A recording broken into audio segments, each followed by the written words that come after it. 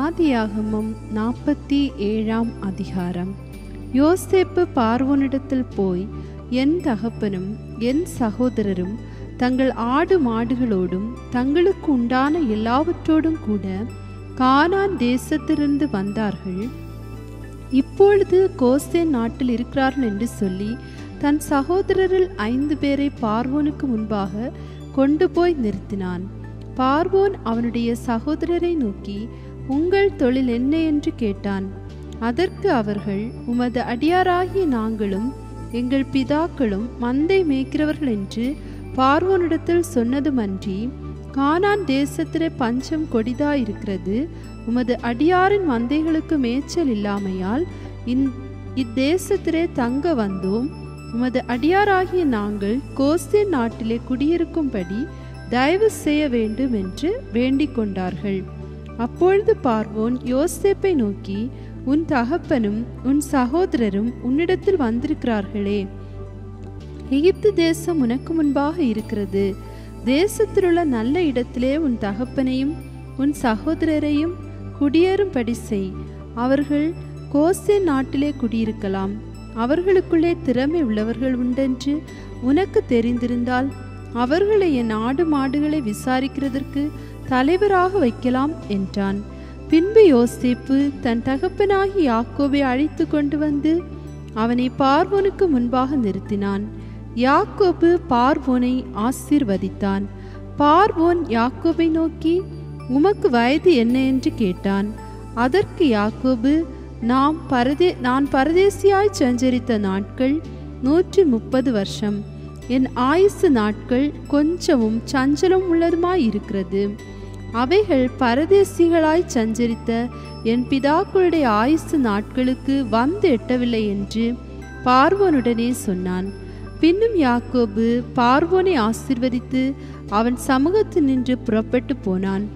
பார்வோன் கட்டளையிட்டபடியே யோசேப்பு தன் தகப்பனுக்கும் தன் சகோதரருக்கும் எகிப்து தேசத்திலே நல்ல நாடாகிய ராமசேஸ் என்னும் நாட்டிலே சுதந்திரம் கொடுத்து அவர்களை குடியேற்றினான். யோசேப்பு தன் தகப்பனையும் தன் சகோதரரையும் தன் தகப்பனுடைய குடும்பத்தார் அனைவரையும் அவரவர்கள் குடும்பத்திற்கு தக்கதாய் ஆகாரம் கொடுத்து ஆதரித்து வந்தான். பஞ்சம் மிகவும் கொடிதாயிருந்தது. தேசமெங்கும் ஆகாரம் கிடையாமற் போயிற்று. எகிப்து தேசமும் கானான் தேசமும் பஞ்சத்தினாலே மெலிந்து போயிற்று. யோசேப்பு எகிப்து தேசத்திலும் கானான் தேசத்திலும் உள்ள பணத்தை எல்லாம் தானியம் கொண்டவர்களிடத்தில் வாங்கி அதை பார்வோன் அரண்மனையிலே கொண்டு போய் சேர்த்தான். எகிப்து தேசத்திலும் கானான் தேசத்திலும் உள்ள பணம் செலவழிந்த போது எகிப்தியர் எல்லாரும் யோசேப்பினிடத்தில் வந்து, எங்களுக்கு ஆகாரம் தாரும், பணம் இல்லை, அதனால் நாங்கள் உமது சமூகத்தில் சாக வேண்டுமோ என்றார்கள். அதற்கு யோசேப்பு, உங்களிடத்தில் பணம் இல்லாமற் போனால் உங்கள் ஆடு மாடுகளை கொடுங்கள், அவைகளுக்கு பதிலாக உங்களுக்கு தானியம் கொடுக்கிறேன் என்றான். அவர்கள் தங்கள் ஆடு மாடு முதலானவைகளை யோசேப்பினிடத்தில் கொண்டு வந்தார்கள். யோசேப்பு குதிரைகளையும் ஆடுகளையும் மாடுகளையும் கழுதைகளையும் வாங்கி கொண்டு அந்த வருஷம் அவருடைய ஆடு மாடு முதலான எல்லாவற்றிற்கும் பதிலாக அவர்களுக்கு ஆகாரம் கொடுத்து அவர்களை ஆதரித்தான். அந்த வருஷம் முடிந்த பின் மறு வருஷத்திலே அவர்கள் அவனிடத்தில் வந்து, பணமும் செலவழிந்து போயிற்று, எங்கள் ஆடு மாடு முதலானவைகளும் எங்கள் ஆண்டவனை சேர்ந்தது, எங்கள் சரீரமும் எங்கள் நிலமுமே ஒழிய எங்கள் ஆண்டவனுக்கு முன்பாக மீதியானது ஒன்றுமில்லை. இது எங்கள் ஆண்டவனுக்கு தெரியாத காரியம் அல்ல. நாங்களும் எங்கள் நிலங்களும் உம்முடைய கண்களுக்கு முன்பாக அழிந்து போகலாமா? நீர் எங்களையும் எங்கள் நிலங்களையும் வாங்கி கொண்டு ஆகாரம் கொடுக்க வேண்டும். நாங்களும் எங்கள் நிலங்களும் பார்வோனுக்கு ஆதீனமாயிருப்போம். நாங்கள் சாகாமல் உயிரோடு இருக்கவும் நிலங்கள் பாழாய் போகாமல் இருக்கவும் எங்களுக்கு விதை தானியத்தை தாரும் என்றார்கள். அப்படியே எகிப்தியர் தங்களுக்கு பஞ்சம் மேலிட்டபடியால் அவரவர் தங்கள் தங்கள் வயல் நிலங்களை விற்றார்கள். யோசேப்பு எகிப்தின் நிலங்கள் யாவையும் பார்வோனுக்காக கொண்டான். இவ்விதமாய் அந்த பூமி பார்வோனுடையதாயிற்று. மேலும் அவன் எகிப்தின் ஒரு எல்லை முதல் மறு எல்லை வரைக்கும் உள்ள ஜனங்களை அந்தந்த பட்டணங்களில் குடிமாறி போக பண்ணினான். ஆசாரியருடைய நிலத்தை மாத்திரம் அவன் கொள்ளவில்லை. அது பார்வோனாலே ஆசாரியருக்கு மானியமாக கொடுக்கப்பட்டிருந்ததினாலும் பார்வோன் அவர்களுக்கு கொடுத்த மானியத்தினாலே அவர்கள் ஜீவனம் பண்ணி வந்ததினாலும் அவர்கள் தங்கள் நிலத்தை விற்கவில்லை. பின்னும் யோசேப்பு ஜனங்களை நோக்கி, இதோ இன்று உங்களையும் உங்கள் நிலங்களையும் பார்வோனுக்காக வாங்கி கொண்டேன். இதோ உங்களுக்கு கொடுக்கப்படுகிற விதை தானியம், இதை நிலத்தில் விதையுங்கள். விளைவின் 1/5 பங்கை பார்வோனுக்கு கொடுக்க வேண்டும். மற்ற 4 பங்கும் வயலுக்கு விதையாகவும் உங்களுக்கும் உங்கள் குடும்பத்தாருக்கும் உங்கள் குழந்தைகளுக்கும் ஆகாரமாகவும் உங்களுடையதாய் இருக்கட்டும் என்றான். அப்பொழுது அவர்கள், நீர் எங்கள் பிராணனை காப்பாற்றினீர். எங்கள் ஆண்டவனுடைய கண்களில் எங்களுக்கு தயவு கிடைக்க வேண்டும். நாங்கள் பார்வோனுக்கு அடிமைகளாய் இருக்கிறோம் என்றார்கள். 1/5 பார்வோனுக்கு சேரும் வாரம் என்று யோசேப்பிட்ட கட்டளைப்படி எகிப்து தேசத்திலே இந்நாள் வரைக்கும் நடந்து வருகிறது. ஆசாரியரின் நிலம் மாத்திரம் பார்வோனை சேராமல் நீங்களாய் இருந்தது. இஸ்ரவேலர் எகிப்து தேசத்திலுள்ள கோசேன் நாட்டிலே குடியிருந்தார்கள். அங்கே நிலங்களை கையாட்சி செய்து மிகவும் பலுகி பெருகினார்கள். யாக்கோபு எகிப்து தேசத்திலே 17 வருஷம் இருந்தான். யாக்கோபுடைய ஆயுசு நாட்கள் 147 வருஷம். இஸ்ரவேல் மரணமடையும் காலம் சமீபித்தது. அப்பொழுது அவன் தன் குமாரனாய் யோசேப்பை வரவழைத்து அவனை நோக்கி, என்மேல் உனக்கு தயவுண்டானால் உன் கையை என் தொடையின் கீழ் வைத்து என்மேல் பட்சமும் உண்மையும் உள்ளவனாய் இரு. என்னை எகிப்திலே அடக்கம் பண்ணாதிருப்பாயாக. நான் என் பிதாக்களோட படுத்துக்கொள்ள வேண்டும். ஆகையால் நீ என்னை எகிப்திலிருந்து எடுத்து கொண்டு போய் அவர்களை அடக்கம் பண்ணியிருக்கிற நிலத்திலே என்னையும் அடக்கம் பண்ணு என்றான். அதற்கு அவன், உமது சொற்படி செய்வேன் என்றான். அப்பொழுது அவன், எனக்கு ஆணையிட்டு கொடு என்றான். அவனுக்கு ஆணையிட்டு கொடுத்தான். அப்பொழுது இஸ்ரவேல் கட்டிலின் தலைமாட்டிலே சாய்ந்து தொழுது கொண்டான். ஆதியாகமம் 48ஆம் அதிகாரம். அதற்கு பின்பு உம்முடைய தகப்பனாருக்கு வருத்தமாய் இருக்கிறது என்று யோசேப்புக்கு சொல்லப்பட்டது. அப்பொழுது அவன் தன் 2 குமாரராகிய மனாசேயையும் எப்ராயீமையும் தன்னோட கூட கொண்டு போனான். இதோ உம்முடைய குமாரனாகி யோசேப்பு உம்மிடத்தில் வந்திருக்கிறார் என்று யாக்கோபுக்கு அறிவிக்கப்பட்டது. அப்பொழுது இஸ்ரவேல் தன்னை திடப்படுத்தி கொண்டு கட்டிலின் மேல் உட்கார்ந்தான். யாக்கோபு யோசேப்பை நோக்கி, சர்வ வல்லமையுள்ள தேவன் கானான் தேசத்திலுள்ள லூஸ் என்னும் இடத்தில் எனக்கு தரிசனமாகி என்னை ஆசீர்வதித்து, நான் உன்னை பலுகவும் பெருகவும் பண்ணி உன்னை பல ஜன கூட்டமாக்கி உனக்கு பின்வரும் உன் சந்ததிக்கு இந்த தேசத்தை நித்திய சுதந்திரமாக கொடுப்பேன் என்று என்னோட சொன்னார். நான் உன்னிடத்தில் எகிப்துக்கு வரும் முன்னே உனக்கு எகிப்து தேசத்தில் பிறந்த உன் 2 குமாரரும் என்னுடைய குமாரர். ரூபன் சிமியோன் என்பவர்களைப் போல எப்ராஹீமும் மனாசேயும் என்னுடையவர்கள். இவர்களுக்கு பின் நீ பெறும் பிள்ளைகள் உன்னுடையவர்கள். அவர்கள் தங்கள் தங்கள் சகோதரருடைய பேரால் அழைக்கப்பட்டு அவர்களுக்குரிய சுதந்திரத்தில் பங்கு பெறுவார்கள். நான் பதானை விட்டு வருகையில் கானான் தேசத்தில் எப்ராத்தாவுக்கு கொஞ்ச தூரம் இருக்கும்போது வழியிலே ராகேல் என் அண்டையில் மரணம் அடைந்தாள். அவளை அங்கே பெத்லெகேம் என்னும் எப்ராத்தா ஊருக்கு போகிற வழியிலே அடக்கம் பண்ணினேன் என்றான். இஸ்ரவேல் யோசேப்பின் குமாரரை பார்த்து, இவர்கள் யார் என்று கேட்டான். யோசேப்பு தன் தகப்பனை நோக்கி, இவர்கள் இவ்விடத்தில் தேவன் எனக்கு அருளின குமாரர் என்றான். அப்பொழுது அவன், நான் அவர்களை ஆசீர்வதிக்கும்படி அவர்களை என் கிட்டே கொண்டு வா என்றான். முதிர் வயதினால் இஸ்ரவேலின் கண்கள் மங்களா இருந்தபடியால் அவன் நன்றாய் பார்க்க கூடாதிருந்தது. அவர்களை அவன் அண்டையிலே சேர பண்ணினான். அப்பொழுது அவன் அவர்களை முத்தம் செய்து அணைத்து கொண்டான். இஸ்ரவேல் யோசேப்பை நோக்கி, உன் முகத்தை காண்பேன் என்று நான் நினைக்கவில்லை. ஆனாலும் இதோ உன் சந்ததியையும் காணும்படி தேவன் எனக்கு அருள் செய்தார் என்றான். அப்பொழுது அவனுடைய முழங்கால்கள் நடுவே இருந்த பிள்ளைகளை யோசேப்பு பின்னிட பண்ணி அவனுடைய முகத்துக்கு முன்பாக தரை மட்டும் குனிந்து வணங்கினான். பின்பு யோசேப்பு அவ்விருவரையும் கொண்டு வந்து எப்ராயிமை தன் வலது கையினாலே இஸ்ரவேலின் இடது கைக்கு நேராகவும் மனாசேயை தன் இடது கையினாலே இஸ்ரவேலின் வலது கைக்கு நேராகவும் விட்டான். அப்பொழுது இஸ்ரவேல் மனமறிய தன் வலது கையை நீட்டி இளையவனாகிய எப்ராயிமுடைய தலையின் மேலும் மனாசே மூத்தவனாய் இருந்தும் தன் இடது கையை மனாசேயுடைய தலையின் மேலும் வைத்தான்.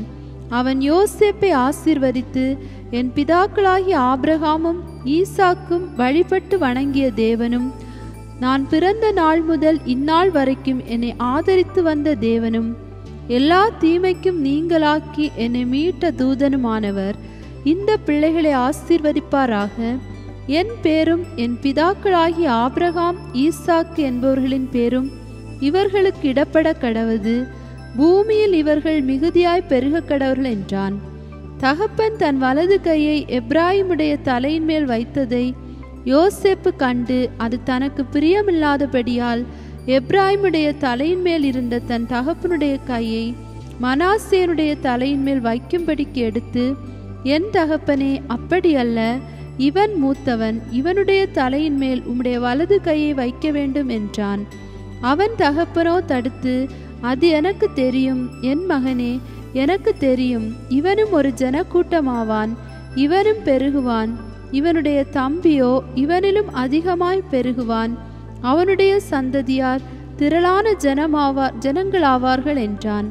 இவ்விதமாக அவன் அன்றைய தினம் அவர்களை ஆசீர்வதித்து, தேவன் உன்னை எப்ராயிமை போலவும் மனாசேயை போலவும் ஆக்குவாராக என்று இஸ்ரவேலர் உன்னை முன்னிட்டு வாழ்த்துவார்கள் என்று சொல்லி எப்ராயிமை மனாசேக்கு முன்னே வைத்தான்.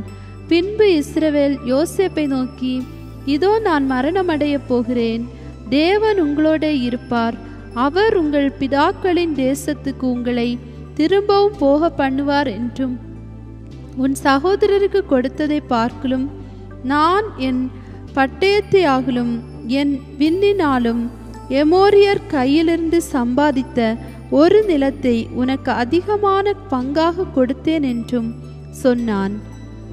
ஆதியாகமம் 49ஆம் அதிகாரம்.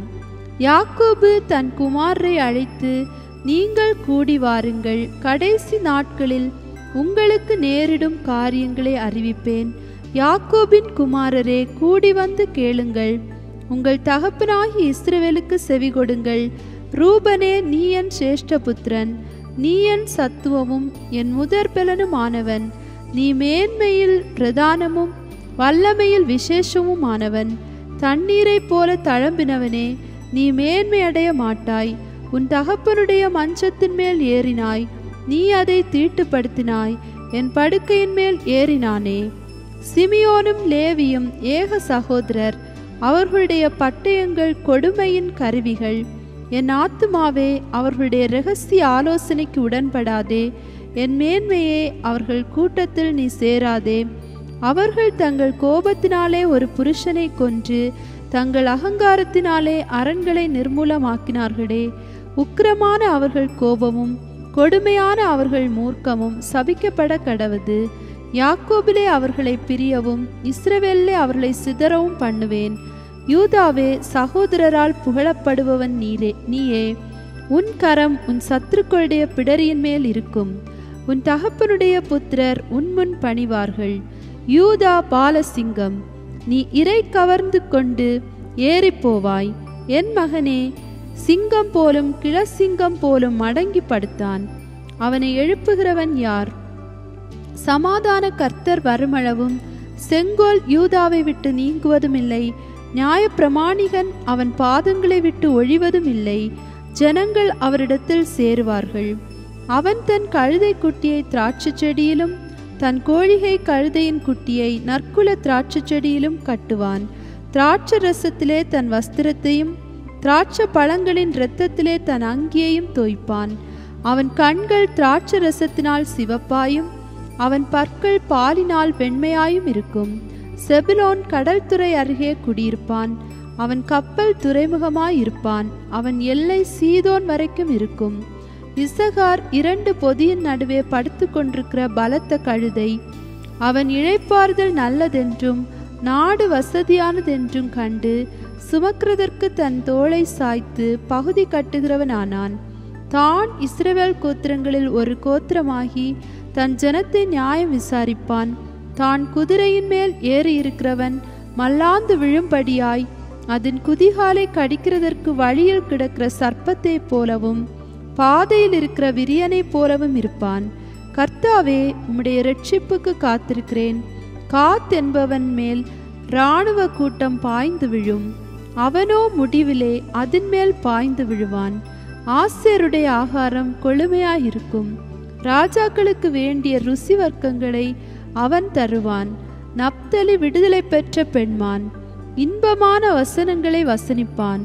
யோசேப்பு கனிதரும் செடி, அவன் நீரூற்றண்டையிலுள்ள கனிதரும் செடி. அதன் கொடிகள் சுவரின் மேல் படரும். வில்வீரர் அவனை மனமடிவாக்கி அவன் மேல் எய்து அவனை பகைத்தார்கள். ஆனாலும் அவனுடைய வில் உறுதியாய் நின்றது.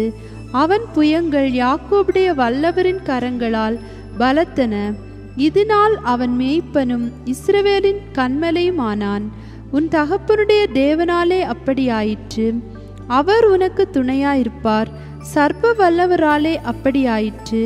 அவர் உயர வானத்திலிருந்து உண்டாகும் ஆசீர்வாதங்களினாலும் கீழே ஆழத்தில் உண்டாகும் ஆசீர்வாதங்களினாலும் ஸ்தனங்களுக்கும் கற்பங்களுக்கும் உரிய ஆசீர்வாதங்களினாலும் உன்னை ஆசீர்வதிப்பார். உன் தகப்பனுடைய ஆசீர்வாதங்கள் என் பிதாக்களுடைய ஆசீர்வாதங்களுக்கு மேற்பட்டதாயிருந்து நித்திய பர்வதங்களின் முடி மட்டும் எட்டுகின்றன. அவைகள் யோசேப்புடைய சிரசின் மேலும் தன் சகோதரன் விசேஷித்தவனுடைய உச்சம் தலையின் மேலும் வருவதாக. பென்யமீன் பீறுகிற ஓனாய் காலையில் தன் இரையை பட்சிப்பான், மாலையில் தான் கொள்ளையிட்டதை பங்கிடுவான் என்றான். இவர்கள் எல்லாரும் இஸ்ரவேலின் 12 கோத்திரத்தார். அவர்களுடைய தகப்பன் அவர்களை ஆசீர்வதிக்கையில் அவர்களுக்கு சொன்னது இதுதான். அவனவனுக்குரிய ஆசீர்வாதம் சொல்லி அவனவனை ஆசீர்வதித்தான். பின்னும் அவன் அவர்களை நோக்கி, நான் என் ஜனத்தாரோடே சேர்க்கப்பட போகிறேன். ஏத்தியனான எப்பெரோனின் நிலத்திலுள்ள குகையிலே என்னை என் பிதாக்கள் அண்டையிலே அடக்கம் பண்ணுங்கள் என்று கட்டளையிட்டு, அந்த குகை கானான் தேசத்திலே மம்ரேக்கு எதிராக மக்பேலா எனப்பட்ட நிலத்தில் இருக்கிறது. அதை நமக்கு சொந்த கல்லறை பூமியாய் இருக்கும்படி ஆபிரகாம் ஏத்தியனாகிய எப்ரோன் கையில் அதற்குரிய நிலத்துடனே வாங்கினார். அங்கே ஆபிரகாமையும் அவர் மனைவியாகிய சாராளையும் அடக்கம் பண்ணினார்கள். அங்கே ஈசாக்கையும் அவர் மனைவியாகிய ரெபேக்காளையும் அடக்கம் பண்ணினார்கள். அங்கே லேயாளையும் அடக்கம் பண்ணினேன். அந்த நிலமும் அதிலிருக்கிற குகையும் ஏத்தின் புத்திரர் கையில் கொல்லப்பட்டது என்றான். யாக்கோபு தன் குமாரருக்கு கட்டளையிட்டு முடிந்த பின்பு அவன் தன் கால்களை கட்டிலின் மேல் மடக்கி கொண்டு ஜீவித்து போய் தன் ஜனத்தாரோடே சேர்க்கப்பட்டான். ஆதியாகமம் 50ஆம் அதிகாரம். அப்பொழுது யோசேப்பு தன் தகப்பனுடைய முகத்தின் மேல் விழுந்து அழுது அவனை முத்தம் செய்தான். பின்பு தன் தகப்பனுக்கு சுகந்த வர்க்கமிடும்படி யோசேப்பு தன் ஊழியக்காரராகிய வைத்தியருக்கு கட்டளையிட்டான். அப்படியே வைத்தியர் இஸ்ரவேலுக்கு சுகந்த வர்க்கமிட்டார்கள். சுகந்த வர்க்கமிட 40 நாள் செல்லும். அப்படியே அந்த நாட்கள் நிறைவேறின. எகிப்தியர் அவனுக்காக 70 நாள் துக்கம் கொண்டாடினார்கள். துக்கம் கொண்டாடும் நாட்கள் முடிந்த பின் யோசேப்பு பார்வோனின் குடும்பத்தாரை நோக்கி, உங்கள் கண்களில் எனக்கு தயவு கிடைத்ததானால் நீங்கள் பார்வோனுடைய காது கேட்க அவருக்கு அறிவிக்க வேண்டியது என்னவென்றால், என் தகப்பனார் என்னை நோக்கி, இதோ நான் மரணமடைய போகிறேன். கானான் தேசத்திலே நான் எனக்காக வெட்டி வைத்திருக்கிற கல்லறையிலே என்னை அடக்கம் பண்ணுவாயாக என்று என்னிடத்தில் சொல்லி ஆணையிடுவித்து கொண்டார். நான் அங்கே போய் என் தகப்பனை அடக்கம் பண்ணி வருவதற்கு உத்தரவு கொடுக்க வேண்டிக் கொள்கிறேன் என்று சொல்லுங்கள் என்றான். அதற்கு பார்வோன், உன் தகப்பன் உன்னிடத்தில் ஆணையிடுவித்தபடியே நீ போய் அவரை அடக்கம் பண்ணி வா என்றான். அப்படியே யோசேப்பு தன் தகப்பனை அடக்கம் பண்ண போனான். பார்வோனுடைய அரண்மனையில் இருந்த பெரியவர்களாகிய அவனுடைய சகல உத்தியோகஸ்தரும் எகிப்து தேசத்திலுள்ள சகல பெரியோரும் யோசேப்பின் வீட்டார் யாவரும் அவன் சகோதரரும் அவன் தகப்பன் வீட்டாரும் அவனோட கூட போனார்கள். தங்கள் குழந்தைகளையும் தங்கள் ஆடு மாடுகளையும் மாத்திரம் கோசேன் நாட்டிலே விட்டு போனார்கள். ரதங்களும் குதிரை வீரரும் அவனோடே போனதினால் பரிவார கூட்டம் மிகவும் அதிகமாயிருந்தது. அவர்கள் யோர்தானுக்கு அக்கறையில் இருக்கிற ஆத்தாத்தின் போர்க்களத்தில் வந்தபோது அவ்விடத்திலே பெரும் புலம்பலாக புலம்பினார்கள். அங்கே தன் தகப்பனுக்காக 7 நாள் துக்கம் கொண்டாடினான்.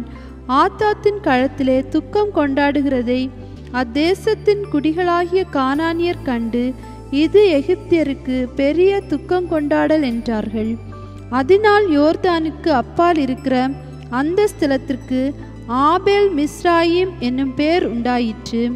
யாக்கோபின் குமாரர் தங்களுக்கு கட்டளையிட்டிருந்தபடியே அவனை கானான் தேசத்துக்கு கொண்டு போய் ஆபிரகாம் மம்ரேக்கு எதிரே இருக்கிற மக்பேலா என்னும் நிலத்திலே தனக்கு சொந்த கல்லறை பூமியாக ஏத்தியனாகி எப்ரோனிடத்தில் வாங்கின நிலத்திலுள்ள குகையிலே அவனை அடக்கம் பண்ணினார்கள். யோசேப்பு தன் தகப்பனை அடக்கம் பண்ணின பின்பு அவனும் அவன் சகோதரரும் அவனுடைய தகப்பனை அடக்கம் பண்ணுவதற்கு அவனோட கூட போனவர்கள் யாவரும் எகிப்துக்கு திரும்பினார்கள்.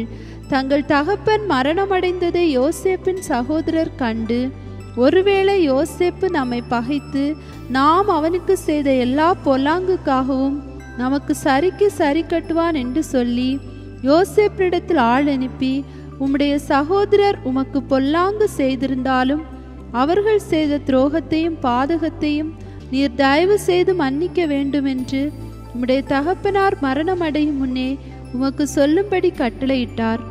ஆகையால் உம்முடைய தகப்பனாருடைய தேவனுக்கு ஊழியக்காரராகிய நாங்கள் செய்த துரோகத்தை மன்னிக்க வேண்டும் என்று அவனுக்கு சொல்ல சொன்னார்கள். அவர்கள் அதை யோசேப்புக்கு சொன்னபோது அவன் அழுதான். பின்பு அவனுடைய சகோதரரும் போய் அவனுக்கு முன்பாக தாழ விழுந்து, இதோ நாங்கள் உமக்கு அடிமைகள் என்றார்கள். யோசேப்பு அவர்களை நோக்கி, பயப்படாதிருங்கள், நான் தேவனா? நீங்கள் எனக்கு தீமை செய்ய நினைத்தீர்கள். தேவனோ இப்பொழுது நடந்து வருகிறபடியே வெகு ஜனங்களை உயிரோடே காக்கும்படிக்கு அதை நன்மையாக முடிய பண்ணினார். ஆதலால் பயப்படாதிருங்கள், நான் உங்களையும் உங்கள் குழந்தைகளையும் பராமரிப்பேன் என்று அவர்களுக்கு ஆறுதல் சொல்லி அவர்களுடைய பட்சமாய் பேசினான். யோசேப்பும் அவன் தகப்பன் குடும்பத்தாரும் எகிப்திலே குடியிருந்தார்கள். யோசேப்பு 110 வருஷம் உயிரோடு இருந்தான். யோசேப் எப்ராயிமுக்கு பிறந்த 3ஆம் தலைமுறை பிள்ளைகளையும் கண்டான். மனாசேயின் குமாரனாகிய மாகீரின் பிள்ளைகளும் யோசேப்பின் மடியில் வளர்க்கப்பட்டார்கள். யோசேப்பு தன் சகோதரரை நோக்கி, நான் மரணமடைய போகிறேன், ஆனாலும் தேவன் உங்களை நிச்சயமாய் சந்தித்து நீங்கள் இந்த தேசத்தை விட்டு தாம் ஆபிரகாமுக்கும் ஈசாக்குக்கும் யாக்கோபுக்கும் ஆணையிட்டு கொடுத்திருக்கிற தேசத்துக்கு போக பண்ணுவார் என்று சொன்னதுமன்றி, தேவன் உங்களை சந்திக்கும் போது என் எலும்புகளை இவ்விடத்திலிருந்து கொண்டு போவீர்களாக என்றும் சொல்லி யோசேப்பு இஸ்ரவேல் புத்திரரிடத்தில் ஆணையிடுவித்து கொண்டான்.